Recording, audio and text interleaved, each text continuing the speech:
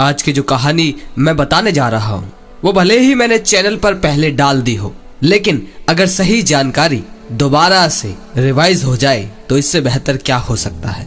उस कहानी में बहुत से भाई सुलझे भी और बहुत से उलझे भी, लेकिन आज आप बड़े ही प्रेम से गहराई से उतरकर सुलझ जाएंगे। तो समय हो तो लास्ट तक जरूर देखें, वरना कोई बात नहीं। शुरू करते हैं। सामने से एक खूबसूरत लड़की गुजरी और ना चाहते हुए भी हमारी उस पर नजरें जा टिकी। वो इंसान हमसे दूर जा चुका है। अब पॉर्न वीडियो सामने नहीं है, अश्लीलता सामने नहीं है, लेकिन हमारा मन फिर भी बार बार उन्हीं के विचारों में खोया रहता है। उनको पाना चाहता है, उन्हें दोबारा देखना चाहता है। हम चाहते तो है कि हमारा मन इन सब चीजों के पीछे ना भागे, लेकिन हमारा मन उन सब के पीछे पीछे ही चलता जाता है। और इसके बाद हम कोई भी काम करते हैं तो वही ख्याल, वही क्रियाएं बार बार हमारी आंखों के सामने आ जाता है, जिससे हम अपने कामों में पूरा ध्यान नहीं लगा पाते। और हम ये समझ भी नहीं पाते कि इतना संकल्प और इतनी शपथ लेने के बाद भी हम अपने मन को नियंत्रण में क्यों नहीं कर पाते। क्यों हमारा मन तरह तरह की वासनाओं के पीछे भागता रहता है। क्या इस मन को संतुलित किया जा सकता है? क्या ये वाकई में संभव है? तो चलिए इस सवाल को एक बोध कहानी से समझते हैं। एक समय की बात है, एक गुरु का एक शिष्य था और उसकी उम्र 16 साल की थी। वो शिष्य रोज भिक्षा मांगने जाता था। एक दिन रास्ते में उसने देखा कि जो 16-17 साल का होगा एक पेड़ के पीछे छिपकर कुछ देख रहा था।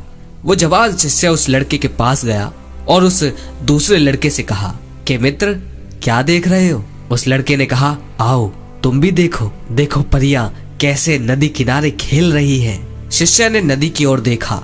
वहां पर कुछ लड़कियां नदी किनारे कपड़े धो रही थी। शिष्य ने कहा कि मित्र, लड़कियां कपड़े धो रही है तो इसमें छुपकर देखने जैसा क्या है? लड़के ने कहा, अरे तुम अंधे हो गए हो क्या? तुम्हें दिख नहीं रहा? जरा उनके शरीर को देखो, उनकी अदाओं को तो देखो। सुंदरता चारों तरफ कैसे बिखरी पड़ी है। शिष्य ने फिर से नदी की ओर देखा और वो देखता ही चला गया। अभी तक वो बिल्कुल निर्भय था, उसके मन में कोई डर नहीं था, लेकिन अब वो भी छिपने लगा जैसे कोई अपराधी छिपता है। फिर अचानक वो अंदर तक कांप गया और उसने अपने आप से सवाल किया कि मैं ये क्या कर रहा हूँ? ये सही नहीं है, मुझे यहाँ से चले जाना चाहिए। और वो तुरंत ही वहां से चला गया। वह जवान शिष्य आश्रम पहुंचा और अपने बाकी कार्यों में लग गया, लेकिन जो भी उसने देखा था वो उसकी आंखों के सामने बार बार आ रहा था। मन में वही सब चल रहा था। उसका मन दोबारा वही जाने के लिए ललायित हो रहा था। अब वो रोज जल्दी भिक्षा के लिए निकल जाता और वही उस लड़के के साथ छुपकर उन लड़कियों को देखता। अब ये उस जवान शिष्य का रोज का काम हो गया था। उस शिष्य का मन आश्रम के कामों में नहीं लग रहा था। वो हर काम को आधा अधूरा ही कर रहा था। वो अलग ही दुनिया में खोया रहता था। जब गुरु उसे शिक्षा दे रहे होते तब भी उसका मन वहां नहीं होता। गुरु ने अपने इन शिष्य की हरकतों को भांप लिया। इसीलिए एक दिन गुरु ने अपने शिष्य से कहा कि अब हम रोज साथ में भिक्षा मांगने जाएंगे। शिष्य ने कहा, अरे अरे अरे नहीं गुरुदेव, आप परेशान क्यों होते हैं? मैं अकेला ही ठीक से भिक्षा मांग सकता हूँ। गुरु ने कहा, ठीक है तो फिर तुम अकेले ही चले जाना। शिष्य आश्रम से भिक्षा मांगने के लिए चला गया।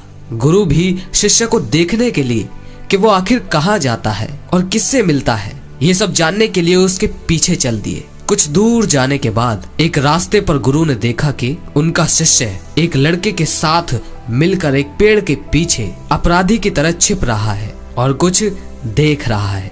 गुरु अपने शिष्य के पीछे आकर खड़े हो गए और उन्होंने देखा कि उनका शिष्य छिपकर लड़कियों को देख रहा है जो अपने कपड़े धो रही थी। गुरु ने कहा, क्या इन लड़कियों से भी भिक्षा लेनी है तुम्हें? अपने गुरु की आवाज सुनते ही वो शिष्य पूरी तरह से घबरा गया, जैसे किसी चोर को किसी ने रंगे हाथों पकड़ लिया हो। उसकी हालत खराब हो गई। वह जवान शिष्य कुछ बोल भी नहीं पा रहा था। दूसरा लड़का वहां से भाग गया। शिष्य के मुंह से कुछ टूटे फूटे शब्द ही निकल पा रहे थे। वह शिष्य गुरु से नजरें नहीं मिला पा रहा था। गुरु ने कहा, मेरा शिष्य तो निर्भय था, उसे तो किसी का भी डर नहीं था, लेकिन तुम तो डर के मारे कांप रहे हो। शिष्य ने टूटे फूटे शब्दों से कहा कि गुरुदेव, मेरा कोई दोष नहीं है। उस लड़के ने मुझे बहका दिया था। आपकी शपथ खाकर कहता हूँ कि अब मैं ऐसा दोबारा नहीं करूँगा, मुझे माफ कर दीजिए। गुरु ने कहा, कोई बात नहीं, लेकिन इस बात को ध्यान रखना, हम जैसी संगति करते हैं वैसे ही विचार हमारे होने लगते हैं, इसीलिए अच्छी संगति करो ताकि तुम्हारे भीतर सही विचार पैदा हो। वो शिष्य फिर से आश्रम के कामों पर ध्यान देने लगा। उसने उस रास्ते से जाना भी बंद कर दिया। वो दूसरे रास्ते से जाता, वो अपना काम ध्यान से करता, लेकिन धीरे धीरे उसके भीतर क्रोध की उत्पत्ति होने लगी। वो दूसरे शिष्यों पर क्रोध करता, वो बेचैन रहता और ना ही सही समय पर भोजन करता। उसका भोजन भी आधा हो गया था। एक रात गुरु ने उस शिष्य से कहा, अब तक कितनी बार तुम अपनी शपथ तोड़ चुके हो। ये सुनते ही शिष्य अपने गुरु के चरणों में गिर गया और रोते हुए बोला, गुरुदेव, कई बार मैं उस शपथ को तोड़ चुका हूँ, उसके बाद कई बार मैं शपथ ले भी चुका हूँ, लेकिन हर बार वो टूट जाती है। मेरा मन मेरे नियंत्रण में नहीं है गुरुदेव। मैं चाहता हूँ कि मैं अपने मन से इन सारे विचारों को निकाल दूं, लेकिन चाहकर भी ऐसा नहीं हो पा रहा। गुरु ने शिष्य को ऊपर उठाया और आश्रम के बगीचे की ओर ले गए और कहा, देखो, यहाँ पर कुछ नालियां बनी हुई है जिससे नदी का पानी इन पौधों तक आ रहा है और ये पानी निरंतर एक बहाव से आ रहा है। क्या तुम इस बहाव को रोक सकते हो? शिष्य ने कहा, हाँ, क्यों नहीं। शिष्य ने कुछ रेत उठाकर उस नाली में डाल दिया। वो पानी थोड़ी देर के लिए रुका, लेकिन फिर से उस रेत के ऊपर से होकर निकल गया।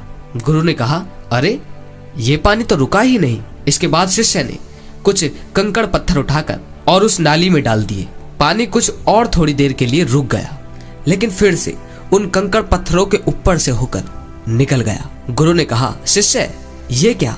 ये तो अभी भी नहीं रुका। तुम एक बात बताओ, अगर मैं शपथ लूं कि मैं इस पानी को रोक दूंगा तो क्या मैं इस पानी को रोक नहीं सकता? शिष्य ने कहा, कोई बात नहीं गुरुदेव, मैं आपकी शपथ अभी पूरी कर देता हूँ। इस पानी को तो मैं रोक ही सकता हूँ। वो शिष्य एक बड़ा सा पत्थर लेकर आया और उस नाली पर डाल दिया। पानी रुक गया। शिष्य ने कहा, देखा गुरुदेव, पानी रुक गया, आपकी शपथ पूरी हो गई। गुरु थोड़ा सा मुस्कुराए और कहा, ध्यान से देखो, पानी रुका है, लेकिन वो पानी पीछे की नाली तोड़कर बाहर आ गया है और अगल बगल से बह रहा है और इस पत्थर से आगे भी आ गया है और अपना रास्ता बदलकर फिर से आगे की ओर बह जाएगा। और थोड़ी देर में बिल्कुल ऐसा ही हुआ। गुरु ने कहा, तुम्हारे साथ भी ठीक ऐसा ही हो रहा है। तुम बार बार शपथ ले रहे हो और हर बार तुम्हारी शपथ बड़ी होती जा रही है और हर बार तुम्हारी शपथ टूट जाती है और ये हमेशा ही टूटती रहेगी। कितना भी बड़ा पत्थर रख लो, पानी तो अपना रास्ता बना ही लेगा। ये देखकर शिष्य निराश हो गया और गुरु से कहा, हे गुरुदेव, क्या कोई रास्ता नहीं है कि मैं अपनी शपथ पूरी कर सकूं और मैं सही रास्ते पर चल सकूं? बुरे विचार मेरे मन में ना आए। गुरु शिष्य को एक नदी के पास ले गए जहां से उन छोटी छोटी नालियों में पानी आ रहा था।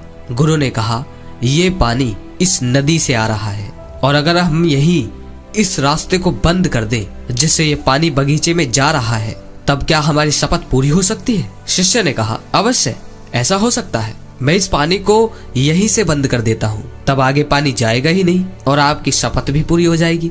शिष्य ने नदी से निकलने वाले रास्ते को भरपूर मेहनत करके पत्थरों को डाल डाल कर पूरी तरह से बंद कर दिया और कहा, लो गुरुदेव, हो गया, अब आगे पानी नहीं जाएगा। गुरु ने कहा, अगर पानी आगे नहीं जाएगा तो उन पेड़ पौधों का क्या होगा जो बगीचे में लगे हैं? उन्हें तो पानी चाहिए और उनमें से तो कई ऐसे हैं जिन्हें रोज पानी चाहिए। वो तो मुरझाकर मर ही जाएंगे, उनका क्या होगा? पानी तो खोलना ही होगा।